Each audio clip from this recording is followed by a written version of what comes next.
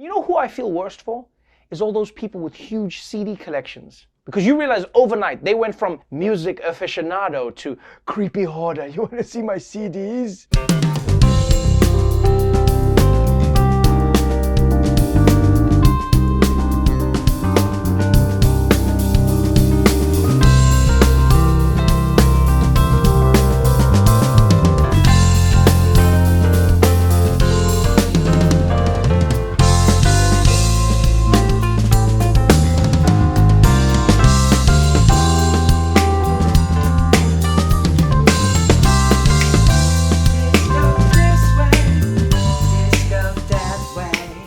Disco this way, disco that way, disco this way, disco that way.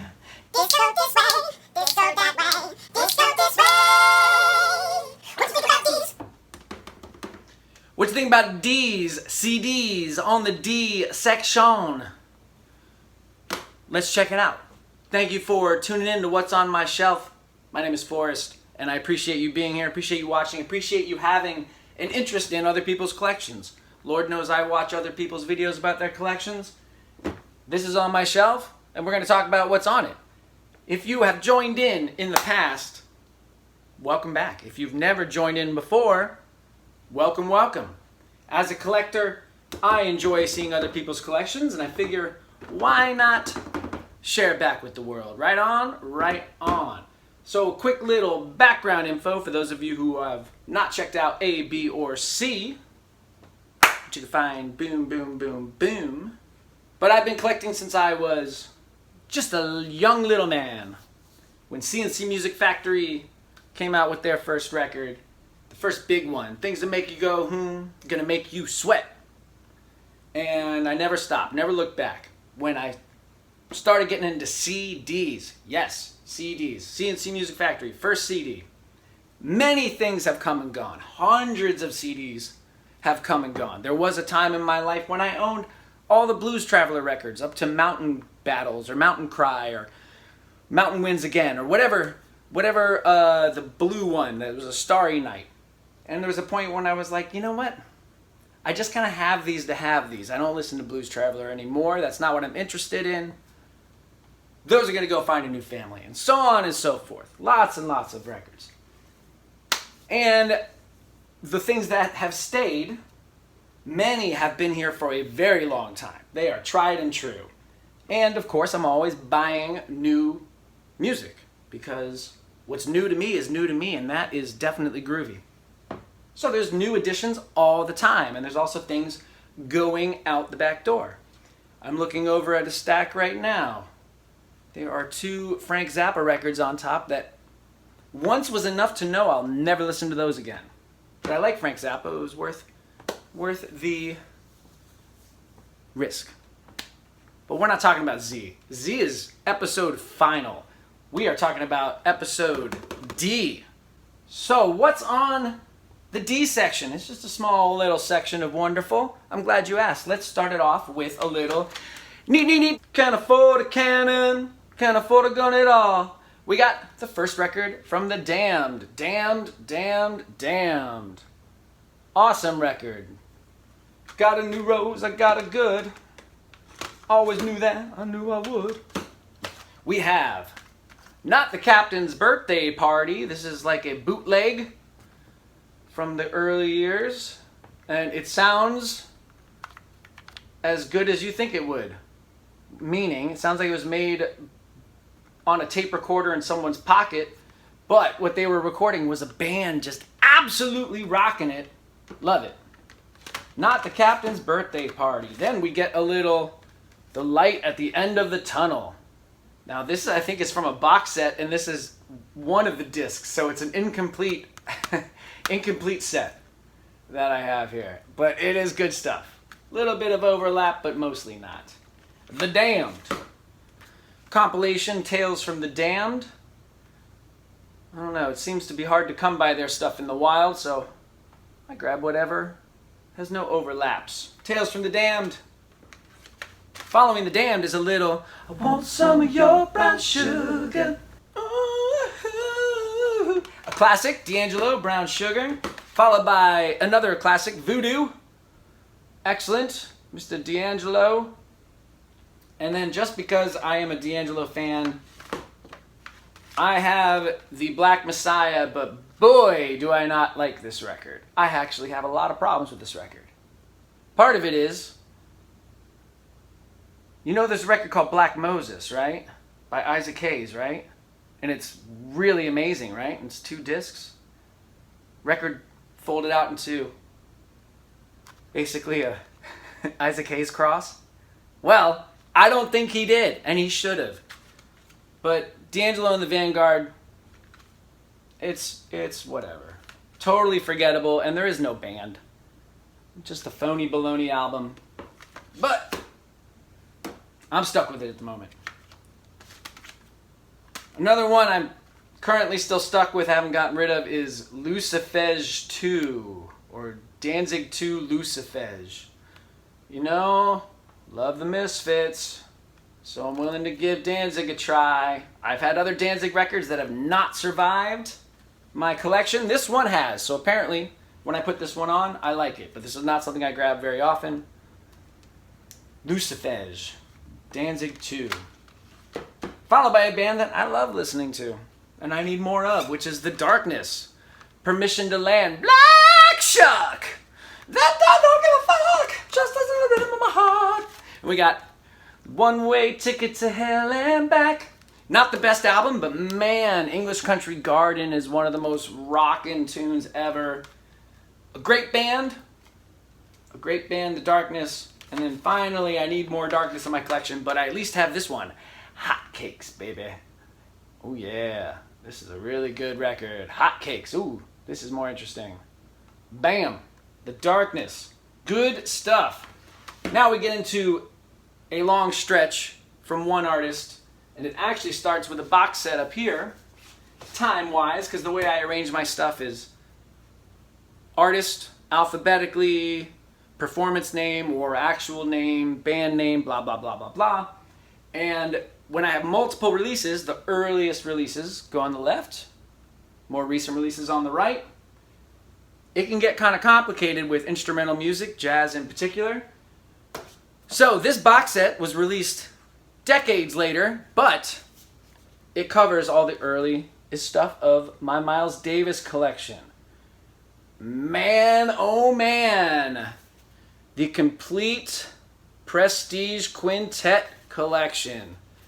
Wowza, wowza, wowza. This is how it's done before everybody involved with this decided to break what they had mastered and find something new. Can't recommend this enough. The complete Prestige Miles Davis Quintet box set. Oh yeah. So of course, we're getting to some Miles Davis. So following that, we have Miles Davis and Horns. Kind of Blue. Oh yeah. Ba-ba-ba-ba-ba-ba-boom. Sketches of Spain. That's an interesting one. Quiet Nights with Gil Evans. Sorcerer, oh yeah, I listened to this one more than most of my Miles collection. Sorcerer is great. This is a new addition to the collection. Nefertiti, totally good stuff. This is on the verge of falling into a whole new thing, which begins with A Silent Way, and I have 2 copies of this. I have one that is unopened and expanded, and the backup to the one that I've had for a very long time, probably since high school, that I listen to all the time. In a Silent Way is excellent stuff. Followed, of course, by Bitches Brew. Disc 2 is better than Disc 1. I'm okay on Bitches Brew. I more or less have it for the collection. I don't dig it nearly as much as I like Jack Johnson. This is a great one. Totally awesome. But none of that is as awesome, in my opinion, once Miles Davis started breaking all the rules and re-establishing what is called pop music. On the Corner. Oh man, On the Corner. This thing is heavy. Super heavy. There's a band coming up in M that I saw open up for Clutch, who was playing On the Corner.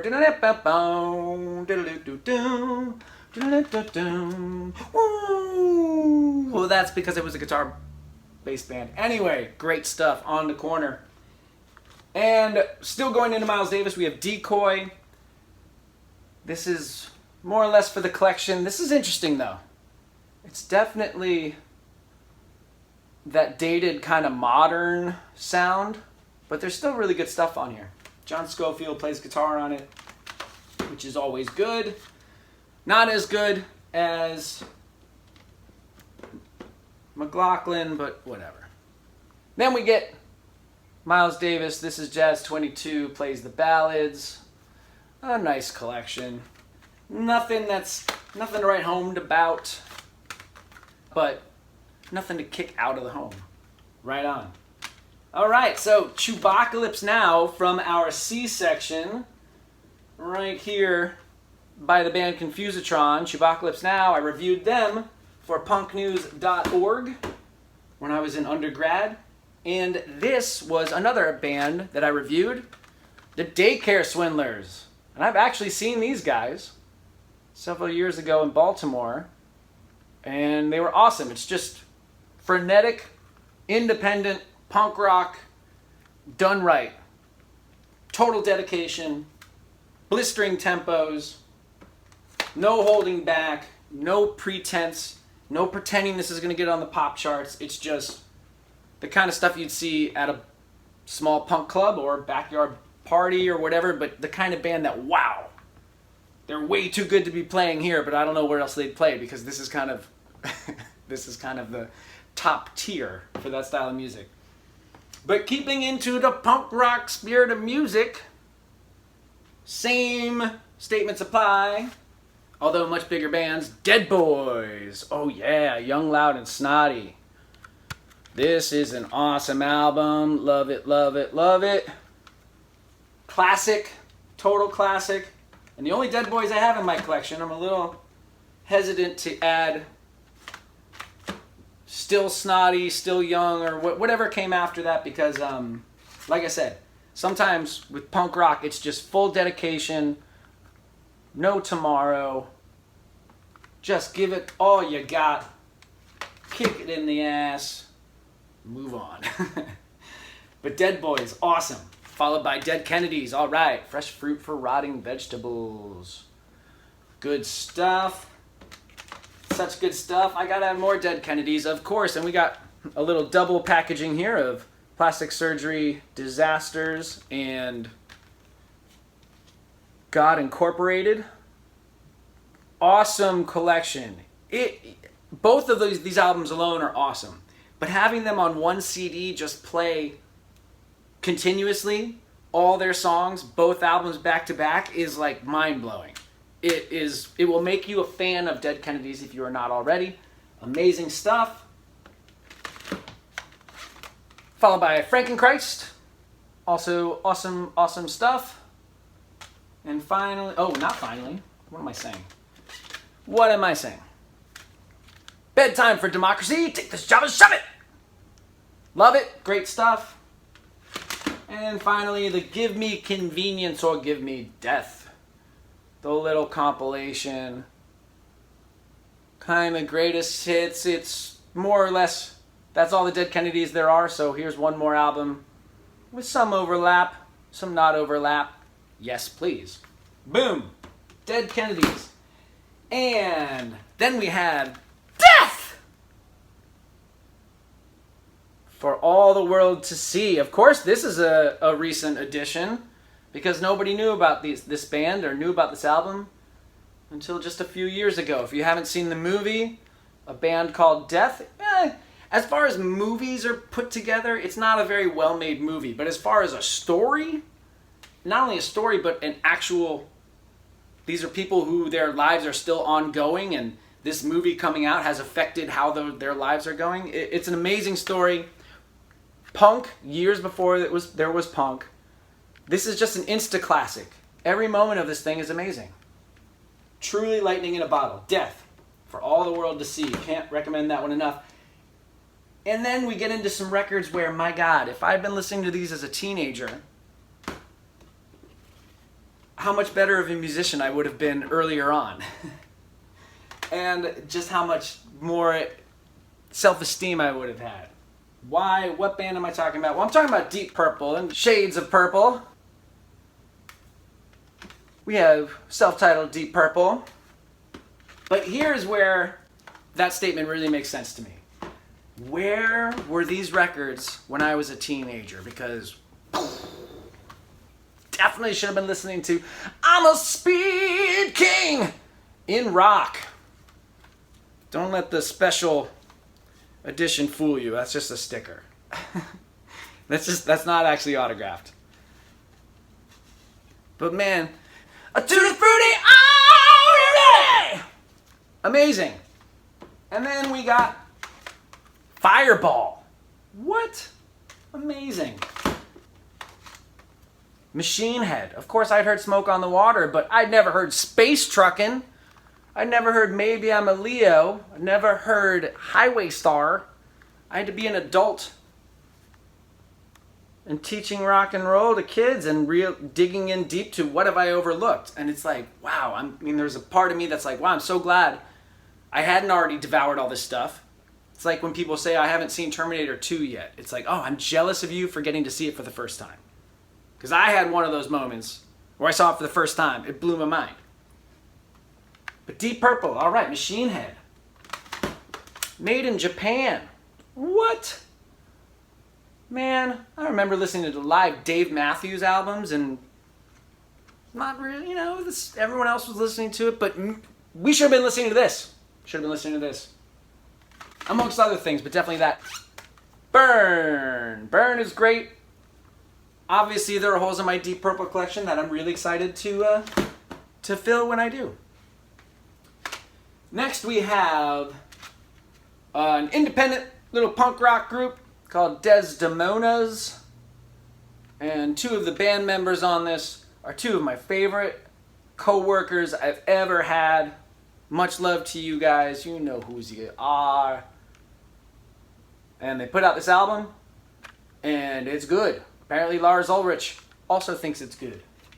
Desdemonas. Getting back around to punknews.org, here's another album I reviewed and reviewed very highly. Desert City Soundtrack. Wow, this is one of those albums. This is the last kind of music or style of thing I would think to listen to. But again, their dedication to what it is they're doing is undeniable. And it just pulls you in and you become into what they are giving you. And what they're giving you has a beginning, a middle, and an end, or at least a purpose, an intention, and, well, they can translate it through their music. This is great. Desert City Soundtrack. I have no idea who they are. I don't know if I'll ever pick up another or find another album, but I have this one that was given to me to review, and I reviewed it highly. I liked it. So after Desert City Soundtrack, we get an actual soundtrack for Desperado. Bring your guitars. Awesome movie. Awesome movie. Awesome soundtrack. Desperado. There was a time in the 90s, friends of mine out there in the world, where if a soundtrack was put together by Tarantino or put together by Robert Rodriguez, you were in for a treat. No exception for the Desperado soundtrack. Super good. We'll get into some Bo Diddley following that. Excellent. This is the EP collection. Love Bo Diddley. Followed by Bo Diddley's Gunslinger. Look at that album cover. Look at that guitar. Yeah. Uh-huh. Yeah. Can you see that? Uh-huh. Bo Diddley's Gunslinger. Bo Diddley's awesome stuff. Always looking for it in the wild. Love what I have found so far. And following Bo Diddley, we get into an album that I've owned twice. I'm not gonna lie and say I love this album. It's good, but it's more the memories it brings up. And when I wanted to relive some of those memories, I was like, oh, I don't even own this album anymore. So I went and rebought it. And that album is DJ Shadow Introducing. I just remember listening to this in college with friends and just playing video games and smoking tea and pipe tobacco and just having a grand old time. Just shooting the shit, nowhere to go and nowhere we'd rather be. Right on. Following DJ Shadow, we get into some Eric Dolphy. Oh yes. Out There is an appropriate title. Eric Dolphy is awesome. I really love this one right here, Out to Lunch. What a different kind of record, huh? Huh. What a different kind of stuff. Excellent. Out to Lunch and Out There. Appropriate records for Eric Dolphy. And following Eric Dolphy, take a big old turn, we get into some Donnas. The Donnas turned 21. And the Donnas spend the night. This has our song called 5 o'clock in the morning on it that fucking rips. It rips so hard. I like the Donnas. I'm in love with Allison Robertson, the guitar player. We're the same age, baby. I've never been married. I know you have been. You've made a lot of money. I never have. I've learned how to play some of your songs. You can show me how to play the rest. Match made in heaven, baby. So she's awesome. Awesome guitar player. The Donnas, I love the idea of the band. I love everything about the band. It gets very samey after a while. I've owned other Donnas records and passed them on, and who knows, maybe I'll fill them out, but the Donnas are fun, and Allison Robertson can shred a freaking guitar. She is very talented, very lovely. I'm very available to become friends with her and close to her. I'm gonna stop right there. She's awesome. All right. After the Donnas, we get into some Doobie Brothers, The Captain and Me. This is a record I picked up on a whim. Because, you know, Long Train Running. It's classic. It was only $5. Does that say 5 or 2? It says $5. Only $5. And when I first listened to it, I was like, okay. It's okay. I picked it up again, and I was like, okay, you got one more shot, Captain and Me. Because I feel like you revealed all your secrets in one play. And I was wrong. There's way more secrets. And this is a very enjoyable record. And it stays. Doobie Brothers, Captain and Me. Following the Doobie Brothers, well, let's stick to some classical rocko. We get into the Doors, self-titled, We Break On Through, Baby. Followed by Strange Days.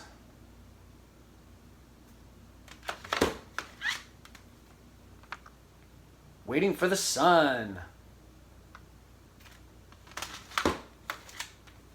The Soft Parade.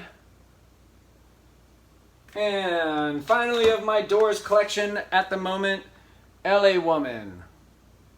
Love the Doors, man. Love the Doors. Still got to get Morrison Hotel. And I think that's all I need to get. I think there's a couple others. But the Doors. Good stuff. I mean, what else can be said? The Doors are awesome. Really? Never had you figured for a Doors fan. I'm not really a Doors fan, but sure, I like to get into them. No, my friend. Doors fans aren't made. They're born. I think right now in Africa, there's some guy madly beating on a drum. He's a Doors fan. Or an old lady on the bus sucking humbugs. She's a rider on the storm, but she ain't never heard the sounds. So what about you? Well, I heard a record of theirs last night at a party. Yeah? And I've always liked Love Her Madly. Well, if you become a Doors fan, Love Her Madly is the only song you won't like. All right.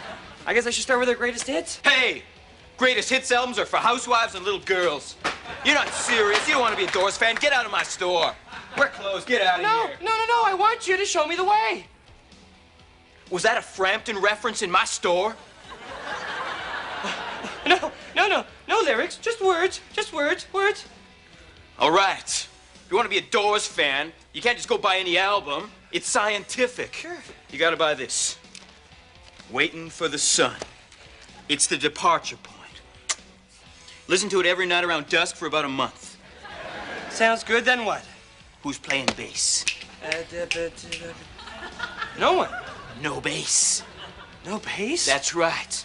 The Gypsies had no homes, the Doors had no bass. But don't let that scare you, my friend. Let that liberate you. Because when you're free flying with the Doors, man, what do you need a safety net for? Viva la Doors! Viva la Doors! All right. Listen, there's a burden that every real Doors fan's got to live with. That's a fact that the greatest rock and roll band of all time is never going to play live again. Can't live in the past. What do we have after the Doors? Oh, some independent group called the Drunken Sufis. And I saw them play one time, and it's just one of those moments that are so awesome where you see a band and they are just so committed and dedicated and well rehearsed on what they're doing that it's like, yes, you guys are freaking awesome. And I bought this album. I'm not gonna lie, I kind of forgot I had it because it's totally kind of buried between the Doors and Dust. This is like my Cactus release that we saw on the last episode. This is a double album. We get both Hard Attack and Dust, self-titled. But this is Marky Ramone, before he was Marky Ramone. And the singer and guitar player, Richie Wise, I believe is his name. He was early in Kiss's success as a producer and engineer, along with Eddie Kramer. With Dust. Good stuff, man. Good progressive rock and roll trio. There's some real gems on these. Dust. Dig it. And our final 2 CDs from the D's. Who do you think it's going to be? If you said Bob Dylan, you're right. Now, which Bob Dylan records are the only 2 that I own? Because I've owned Bob Dylan. I've owned plenty of Bob Dylan. I had it on vinyl, I've had it on CD, I've had greatest hits. And, you know, for me, I'm great, I've been exposed to it, but it's not something I'm going to be repeatedly consuming. I'm not going to make that recipe again. But there are 2 that I hang on to and will always hang on to, and those records are Bringing It All Back Home, Bam, and if that's the one I love, of course, then I also like Highway 61. Highway 61 Revisited. Although, I think this album, I blame Bob Dylan for the trend of having deliberately out-of-tune pianos on singer-songwriter albums. I'm blaming Bob Dylan on that. It's a bad trend.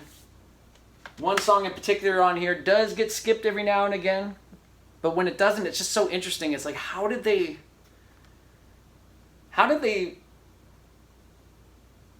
is that what they were going for? Right? Right. So that's my D section. Holy cow. If we're only A to D from here to here, we got a lot of records left to talk about. Right on, right on. Well, thank you for joining me. I appreciate you coming on this little collector's journey. And if I inspired you to check out any of the albums that I currently have on my shelf, right on. Because you know what? The musicians who made this music, they don't know me. They don't know you. They're happy that they're connecting with whoever you are. Right on, right on. All right. Whatever you're listening to, crank it up. And whatever collection you have, keep it tidy. Gotta keep your house in order. Right on, right on. Till next time. Peace.